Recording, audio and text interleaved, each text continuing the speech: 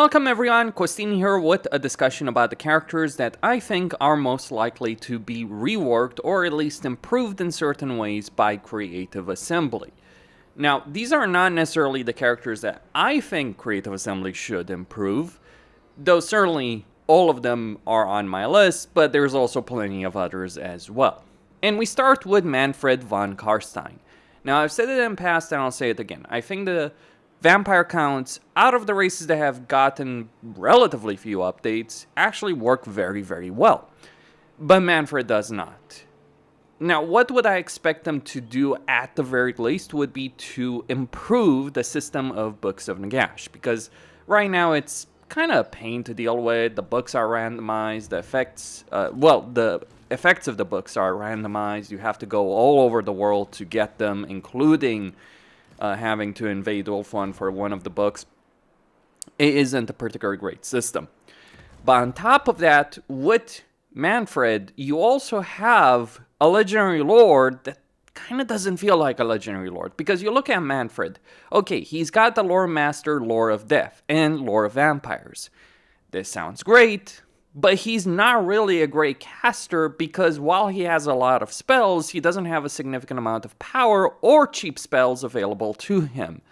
And he's one of the very few Legendary Lords in the game that doesn't, or the only Legendary Lord in the game, unless you're counting freaking Daniel, that doesn't have a special skill line. And, well, Daniel's just weird.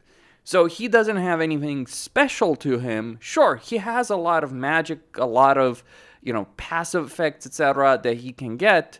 But again, he isn't that great. He doesn't feel that great. And also his starting position over here and the journey that they were trying to make with him, I understand it makes sense from a lore perspective, because Manfred did spend a lot of time trying, to bring back Nagash. But the way this works right now, it just isn't particularly great as a system. So those are the two things that I would expect in Manfred. At least a better system with the Books of Nagash, and also him having a special skill line whenever they do decide to update the vampire counts. Like, he is playable. All vampire counts Legendary Lords are very playable. They work actually quite well, but that's more down to the race as opposed to Legendary Lords. Like, right now with the vampire counts, it's basically a situation where, like, Vlad and Isabella are so far ahead of everyone else, it's not even funny. Also, Kemmler, funnily enough, but yeah. I mean, I understand. The strength is there, but I just don't think he really feels all that special. And he should. As much as we might despise Manfred, he is a pretty important character in the lore. Just not in a good way. And number 4, we have Tzarina Katarin of Kislev. Now, some of the issues Katarin does have in her campaign, and the reason I would expect her, by the way, to be reworked is because I expect Kislev to be reworked. Or rather improved in some way, shape, or form, because they've talked about, like, various things or various races that they are looking to improve. They haven't talked about specific Legendary Lords, but I would expect with racial improvements some Legendary Lord improvements, even if they don't necessarily touch the Legendary Lords themselves. Katarin would benefit immensely from changes to the supporter system, the invocation system, the Ice Core training system, sure, but that's not necessarily specific to Katarin. What I would certainly hope with Katarin, beyond the supporter system, which, yes, it's tied to her in Castalton, I would certainly hope with Katarin that they would make her actually a far better caster than she is right now. Because as a character, at the moment, she's not a particularly great caster compared to, say, a generic Lord or a generic hero. You look at Katarin. She gets a cooldown minus 25% to Lore of Ice spells, Winds of Magic cost, 10% for all spells, and then specific spells also get the Winds of Magic cost as well. But here's the thing, why that isn't especially amazing for her Katarin. Because you look at Ice Witches, right? Or you look at Frost Maidens. They can also get a cooldown benefit to their abilities. They can also get some of these magical benefits. And yes, while they may not necessarily be as significant as what Katarin does have in terms of cooldown, you always got to keep in mind that you do have a limit on Winds of Magic. Besides, You also gotta keep in mind that these eye switches, with respect to what they have on offer, or like you look at an eye switch, right? You can get a cooldown to spells as a trait, and then you can get an additional cooldown to spells. That's what I wanted to highlight. So Katarin's casting benefit isn't necessarily as substantial as one might make it out to be. Just when you're looking at with regards to the various benefits that a generic lord or a generic hero can offer. And look, if they were to add some kind of special skill line to eye switches, that would make her even more redundant. She at least has a special skill line, even if it's not necessarily that great. She can make her army better, she can give you some diplomatic benefits, but it's not a particular great benefit. Like, if she had the melee skill line, I think she would actually be better, but consider Katarin in the lore. This is someone who literally stopped Grimoire by freezing his entire army to death. So I'm basically trying to say here, maybe Katarin should take a page or 20 from what Creative Assembly has done with Balthazar Gelt. I mean, there's certainly some issues in that campaign, but I think CA overall did deliver in quite a lot of ways with respect to that campaign. And hopefully this is something they're gonna do for other casters as well. It is pretty telling that there's a lot of casters on this list, but the reason they're here is because it would just make sense for Creative Assembly to improve these campaigns if they're going to touch up these races. Next up, we have Teclis, and I do fully expect that the High Elves will get some improvements going in the future, and also at the same time, as they did with Throne's Decay with the improvements that both Gelt and Karl Franz did receive, I would also very much expect improvements for both Tyrion and Teclis. Some bug fixes for Alariel would be very much in order. Defender of Wolf 1 doesn't quite work as intended in certain ways, but really Teclis does absolutely need to feel like a much better mage than he is right now in the game. And his campaign has always just been very, very weird, in the sense that you look at Teclis in the world, in the lore. He travels the world, he helps the forces of order, he gets involved in a lot of things. You know, as much as people blame Manfred, rightly so, for the end times, Teclis played a fairly substantial part in everything that went down, because he considered it the best option. I'm not really sure what was going on in his head. Like, he screwed over a lot of people. He's something of an asshole. That's also the case with a certain Eldar Farseer in 40k. But regardless, Teclis' campaign in both Warhammer 2 and Warhammer 3 has never really made sense from a lore perspective. He's very far away from all the other High Elves, and he's not really involved in the affairs of the forces of order. With the exception of the Lizardman, and then it's just like regular diplomacy, regular gameplay style. Which doesn't feel appropriate. Like, you look at Karl Franz with all of the potential diplomatic benefits that he has, that does work very well. In fact, Karl Franz and Gelt, when you put them together, kind of feel like what Teclis should have in a campaign. At least certain features from those campaigns could translate very well for Teclis. Then there's issues with the High Elves, their research tree, all those kind of things. But on top of that, you look at Teclis, his magical skill line is not really great. At least he does have a special skill line. But you consider this, like, you get Winds of Power, Winds of Magic, Power Reserve Capacity, quite a bit. So you can cast quite a few spells, but the problem is, you're not really casting very powerful spells. Also, by the way, the tooltips over here, like, what a nightmare this is. Because, like, you do have, like, chain lightning, if you will, but you're really, really missing some exceptionally great spells. I mean, yeah, you have a bounce spell, it's not quite the same thing as just being able to get some incredible spells. Like, you want to know who's a great spellcaster, even if he doesn't have access to, say, Lord Croak level of spells? Drazov is a great spellcaster because he has some really powerful and useful magic that he casts very cheaply. That is just an example. And I don't even want to get into the Cataclysm spells that Gelt does have. So yes, Teclis, like if they literally just copied and pasted some of the mechanics that Gelt has, maybe combined with some of the diplomatic effects that Karl Franz has, you can talk about the influence system, but like, yeah, just Intrigue at Court, the influence system is just really dull and outdated and boring. So we do need better systems in play for Teclis. I would very much expect it to happen, for some improvements to happen, because I do expect Creative Assembly to work on the High Elves, to release a High Elven DLC. I would be very surprised if they didn't.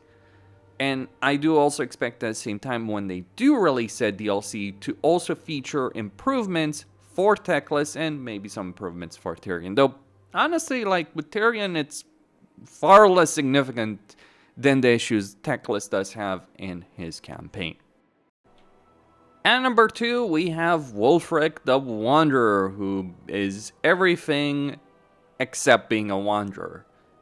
You consider Wulfrik in the lore, and just gonna go over some details over there. We know CA is going to work on Norska, but you look at Wulfrik, what does he get in terms of action effects? He gets minus 15% upkeep for Marauders and 15 attack for Mammoth units. That's not bad, but it doesn't make sense whatsoever for Wulfrik. Well, it does, but also, like, thematically, it doesn't. See, you have Seafang as an ability. You do have a special skill line. It is a good skill line in quite a lot of ways, but here's the problem when you consider the situation. Wulfrik, in the lore, one of the most significant elements about him is that he has a ship, or rather parts of a ship, that have the ability of teleporting around the world. And he can transport armies with this by linking ships together. So basically, he has a global teleportation ability. Think of what Oxyatl has. Yeah, Wulfrik has it. And in the case of Wulfrik, it's actually explained in the lore, whereas Oxyatl just teleports because he can. What explanation is there with Oxyatl? I'd like to know that. But there is an actual lore explanation for why Wulfrik is able to do it. And we then also talk about like the dwarves with the Unray and the Cast Dwarf Endgame Crisis with those portals and so on and so forth. Teleportation, by the way, in Warhammer Fantasy is not as easy as you might make it out to be. So Wulfrik is actually special, and he doesn't have that kind of special benefit. We can also talk, of course, about Trog and like how he's a complete insult to his character in the lore and what his character is supposed to be. Yes, that is tragedy, but Wulfrik has a fairly compelling story in the lore, and is a compelling character, and is the face of Norska, and yet in the game he's just like pretty much a generic character in a lot of ways. I mean, he's better than the generic lords of Norska, but that's not saying much considering how horrible the generic lords of Norska are. Now, we know CA has talked about improving Norska, so I expect that to happen. And maybe we will get some unique mechanics for Wulfrik the Wanderer, at least a wandering part, surrounding his campaign. Because you gotta consider, like, what Norska actually has. Like, the campaign Norska has actually kind of built around the theme that Wulfrik has. Because, like, they have these objectives to occupy these special settlements to get various things related to research. It just doesn't quite work out because you have to travel there by foot, as opposed to, you know, having the ability of teleportation available to you with at least Wulfrik's army or maybe multiple armies in your campaign. So that is something that Creative Assembly, I feel, should implement.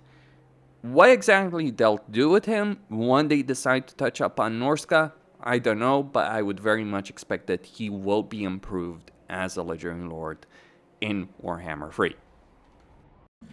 And then finally, at number 1, Lord Mazdamundi. There are certain things that are going to happen with the Lizardmen. This is actually the one character, the one Legendary Lord that I'm the most skeptical about. But the ranking over here on this list is what I view as a priority. And yes, Mazdamundi does need to be a priority. Like, out of the characters that I've mentioned so far on this list, each of them has their own impact on the lore. And each of them falls far short compared to that actual impact. But Mazdamundi especially, holy cow, does Mazdamundi fall considerably short of what he should be in the lore. We should just assume he's sleeping. That's all. We should just assume Mazdamundi's asleep. He hasn't woken up, because if he had woken up, like, he's just kind of daydreaming right now in a campaign. Because if he was actually awake, this guy would obliterate the world. Like, you gotta understand how powerful Mazdamundi is. You see this mountain range? He created this mountain range to basically stop the Dark Elves. Like, the entire location over here in the Isthmus of Lustria, yeah, he shaped the land. People talk about, like, Lord Croak being a powerful caster. Mazdamundi is at least on par with Lord Croak, and in reality, he should be a bit stronger than him. But he is not. Nowhere near as powerful as Lord Croak is.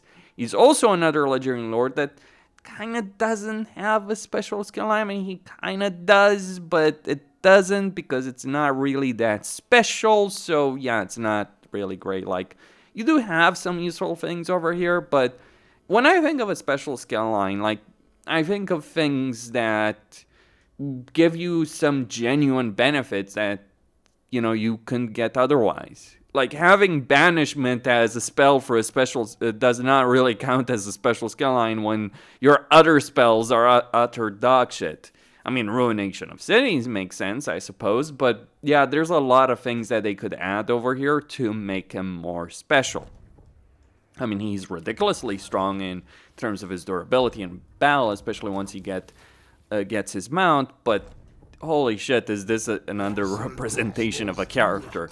The fact that Gelt and Drazov are both significantly better casters, the fact that Croak is a significantly better caster when in reality in the lore, you know who saved the world? Mazdamundi saved the fucking world. Because when the Skaven blew up the moon, that was it. That was the world ending. Like, everything else was just like, you know, trying to salvage an unsalvageable situation. But the only reason they were able to do so in the lore is because Mazdamundi stopped all those massive chunks from obliterating the entire planet.